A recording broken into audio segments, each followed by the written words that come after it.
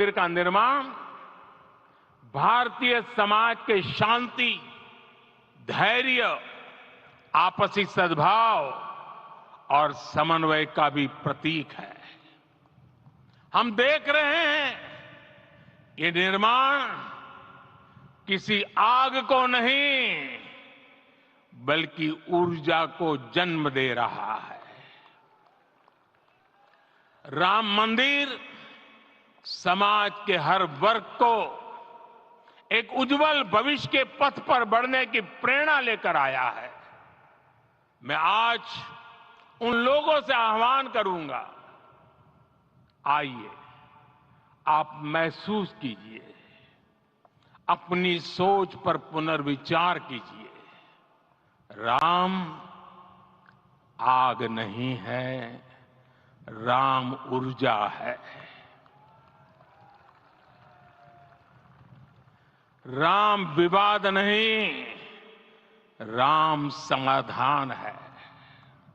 राम सिर्फ हमारे नहीं है, राम तो सबके हैं। राम वर्तमान नहीं, सिर्फ वर्तमान ही नहीं, राम अनंत काल है।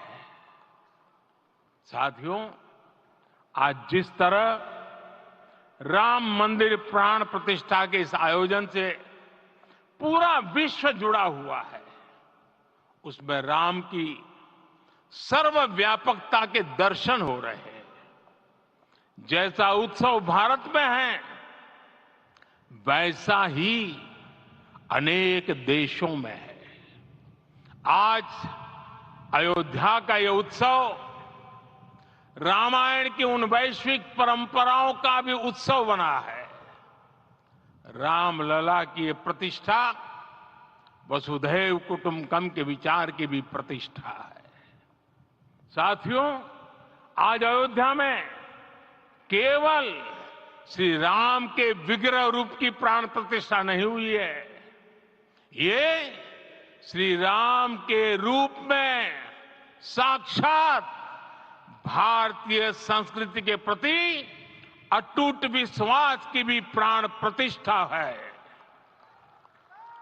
ये साक्षात मानवीय मूल्यों और सर्वोच्च आदर्शों की भी प्राण प्रतिष्ठा है।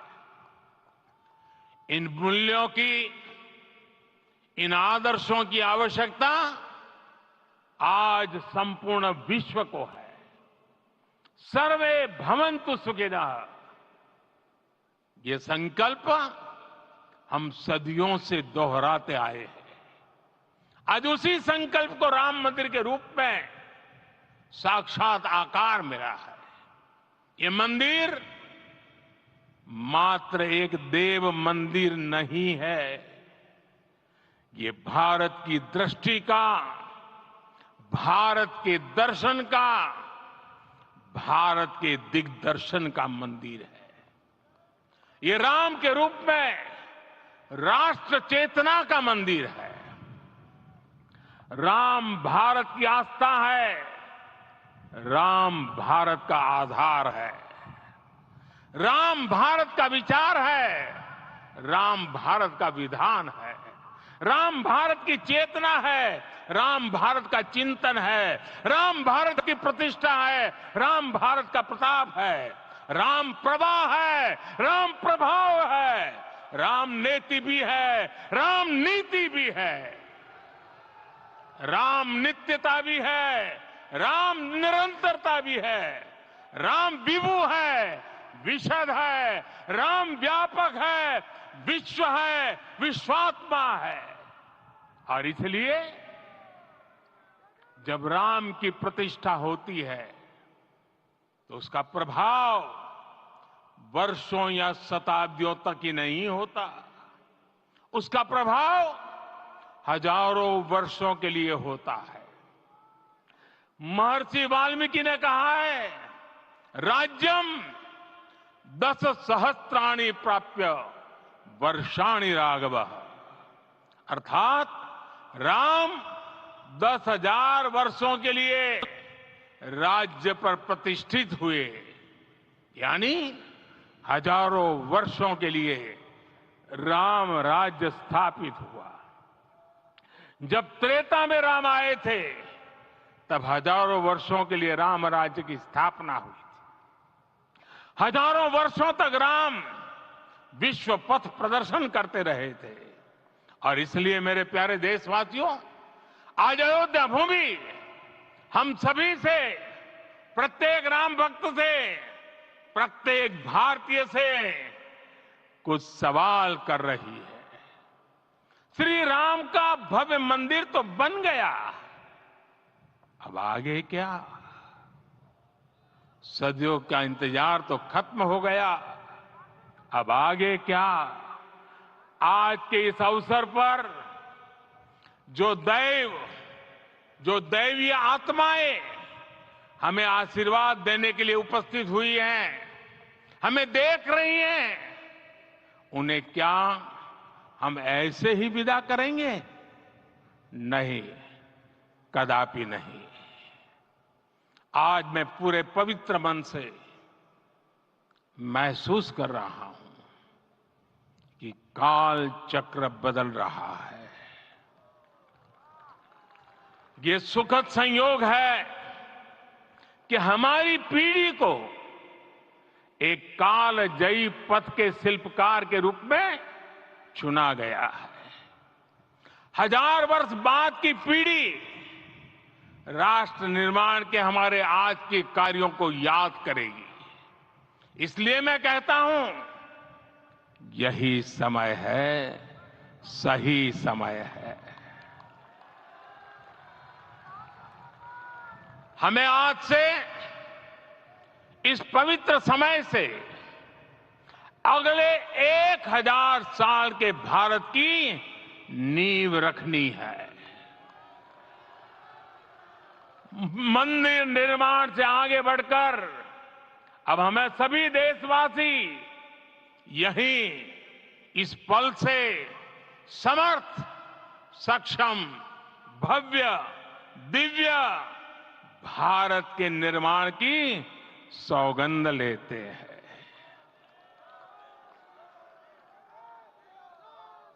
राम के विचार मानस के साथ ही जनमानस में भी हो, यही राष्ट्र निर्माण की सीढ़ी है। साथियों, आज के युग की मांग है कि हमें अपने अंतःकरण को विस्तार देना होगा। हमारी चेतना का विस्तार देव से देश तक, राम से राष्ट्र तक होना चाहिए। हनुमान जी की भक्ति, हनुमान जी की सेवा, हनुमान जी का समर्पण, ये ऐसे गुण हैं जिन्हें हमें बाहर नहीं खोजना पड़ता। प्रत्येक भारतीय में भक्ति, सेवा और समर्पण के भाव समर्थ, सक्षम, भव्य, दिव्य भारत का आधार बनेंगे। और यही तो है देव से देश और राम से राष्ट्र की चेतना का विस्तार। दूर सुदूर जंगल में, कुटिया में जीवन गुजारने वाली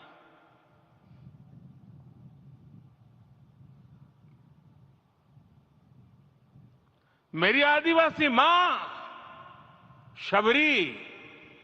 शबरी का ध्यान आते ही अप्रतिम विश्वास जागृत होता है। मां शबरी तो कब से कहती थी, राम आएंगे।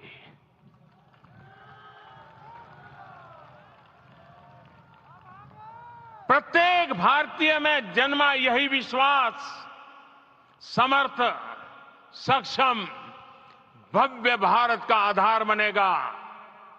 और यही तो है देव से देश और राम से राष्ट्र की चेतना का विस्तार।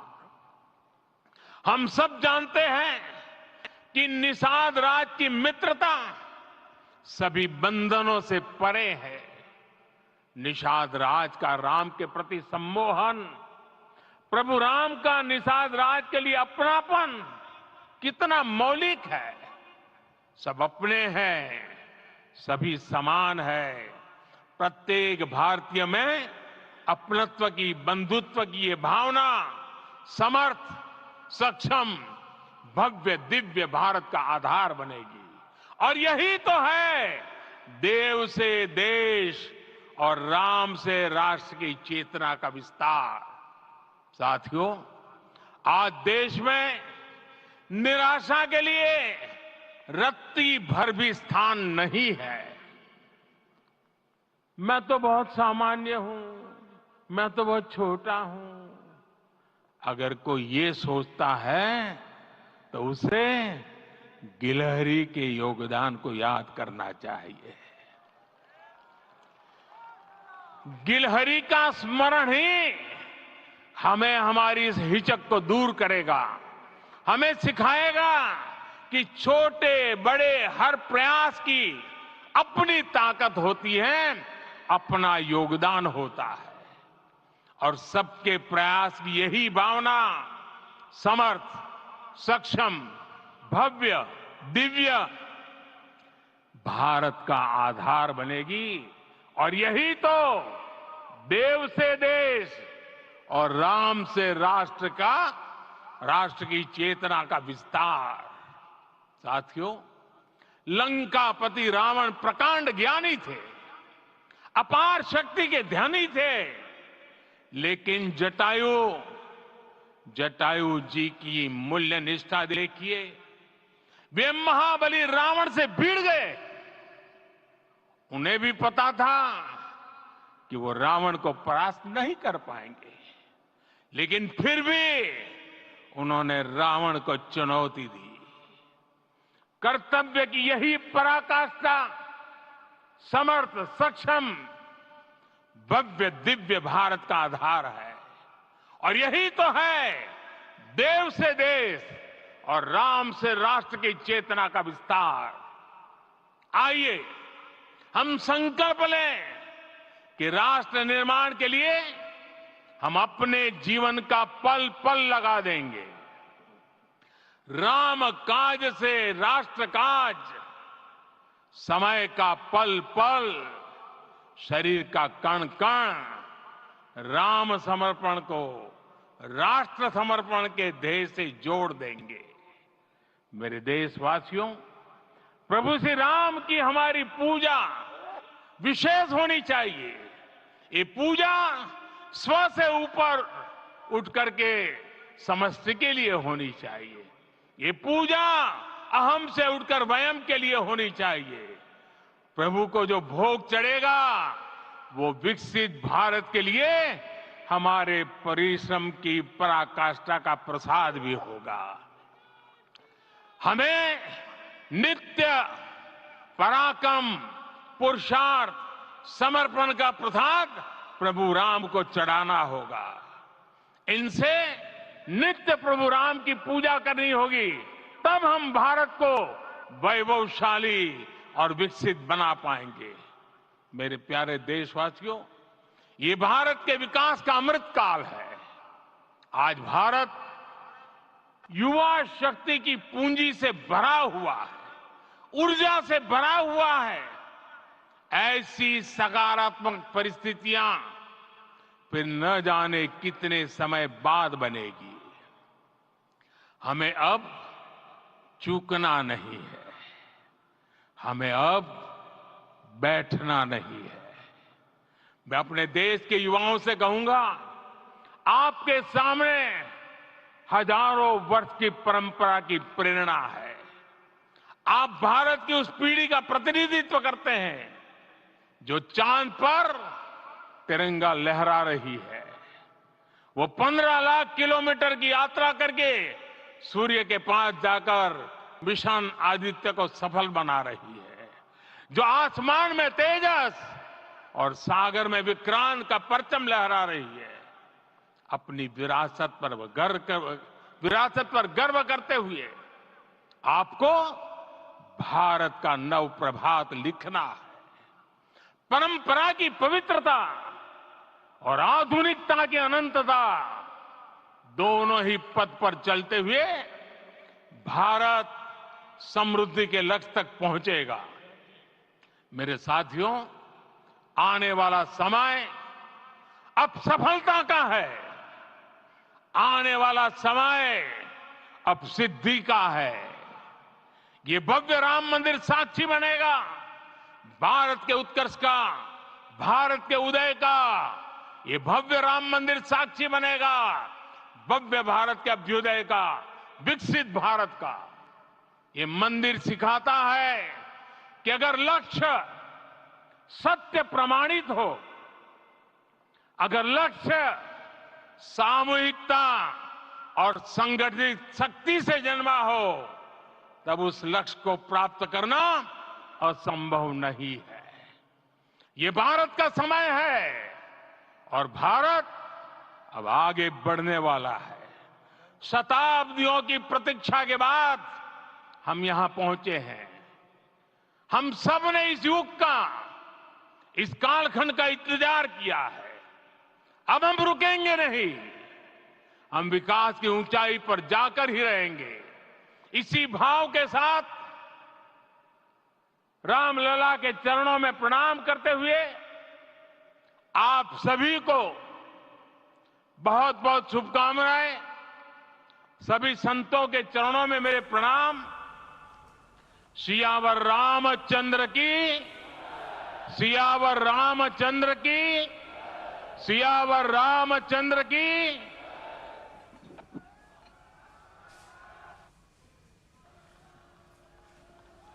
मैं आपसे निवेदन करूंगा, अभी थोड़ा आसन ग्रहण करिए। माननीय प्रधानमंत्री जी